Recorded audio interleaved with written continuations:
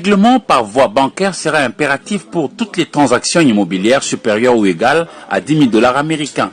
C'est ce qu'a constitué l'essentiel de la rencontre lundi 1er février 2021 entre le ministre de Finances, Sele Yalagouli, et son collègue des Affaires foncières, Molendo Sakombi, pour s'accorder sur ce qui devrait être fait avec les responsables de l'Association congolaise de banques. La réforme qui va faire en sorte que toutes les transactions immobilières au-delà des 10 000 $, à partir des 10 000 $, doivent se faire forcément par voie bancaire.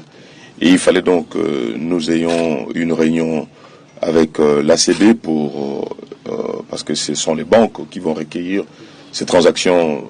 D'une part, c'est pour éviter le coulage des recettes, parce que la plupart des transactions, comme vous le savez, sont faites en cash, et les concernés minorent finalement les titres d'acquisition pour minorer également les droits proportionnels dus à l'État. Deuxième problème, c'est les droits proportionnels également liés aux hypothèques qui sont inscrites au niveau des banques pour les crédits hypothécaires.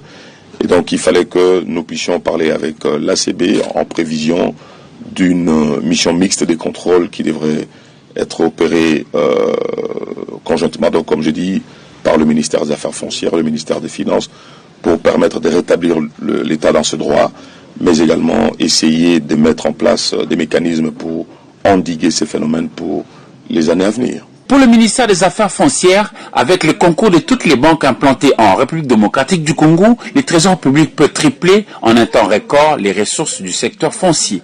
Vous savez, tout le monde ici, une maison qui veut 100 000 $, on fait un acte authentique de 100 000 et à côté, on fait un autre acte de 30 000 pour minorer les droits de l'État.